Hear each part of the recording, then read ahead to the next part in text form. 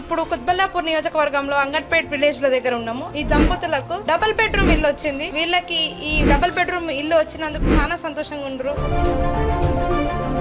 అమ్మ మీ పేరు? భాగ్యమ్మ. అమ్మ మీకు డబుల్ బెడ్రూమ్ ఇల్లు వచ్చింది కదా, వచ్చి మీకు సంతోషమా? చాలా సంతోషం. కళ్యాణ లక్ష్మి కూడా వచ్చింది మేడం. ఎన్ని ఏళ్ళ నుంచి ఉంటురమ్మా? నేను చిన్నగా ఉన్నప్పటి నుంచి మేడం. ఇప్పుడు దొరికింది మాకు. ఎప్పుడు అప్లై చేసారు మీరు డబుల్ బెడ్రూమ్? మన తెలంగాణ వచ్చినప్పుడే అప్లై చేసాను. ఎవరికి కూడా ఎటువంటి పైసలు ఇవ్వడం గానీ ఏం లేదు మేడం. కళ్యాణ లక్ష్మి కూడా మీకు వచ్చినప్పుడు మీరు దానికి ఎట్లా వెళ్ళారు? ఎవరో ఒక బాబు మాట్లాడి పెట్టిపించింది. మాకు కూడా అది కూడా ఏం తెలియదు. ఇప్పుడు మీరు ఉంటున్న రెంట్ ఇల్లు ఎంత ఎంత కిరాయి ఇస్తారమ్మా?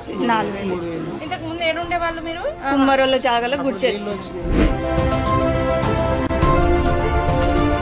ఇప్పుడైతే మాకు ఇల్లు వచ్చి అదే సంతోషం. కేసీఆర్ వల్ల వివేకానంద వల్ల వచ్చింది. ఇన్ని రోజులు ఎంతో మంది ఉన్నారు కానీ ఏం రాలేదు మాకు. వివేకానంద ఎప్పుడైనా గెలిపిస్తున్నట్టు ఇప్పుడు ఇల్లు ఇచ్చినా ఇవ్వకుండా గెలిపిస్తున్నాం. మాకు అందుబాటులో ఉంటాడు. దూరం మంచిగా ఇస్తాడు.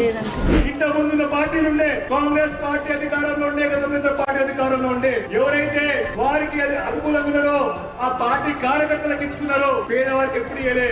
మన ప్రభుత్వం పేదవారు ఎవరైనా సరే, ఏ పార్టీ వారైనా సరే, ఏ కులం వారైనా సరే, ఏ మతం వారైనా సరే వారికి ఇస్తా ఉన్నారు. కేసీఆర్ గారు నీళ్ళు ఇచ్చిండు, అవి తాగుతున్నాం. ఇంతకుముందు నీళ్ళు లేకుండా ఊళ్ళో పుల్లీలు చేసుకొచ్చుకొని తాగేవాళ్ళం. అట్లా బాగుంది, సంతోషంగా ఉంది. ఈసారి మీ నియోజకవర్గంలో ఎవరు గెలుస్తారని మీరు అనుకుంటున్నామా? మేమైతే కారుకే ఇస్తున్నాం. జై వివేకానంద, జై తెలంగాణ.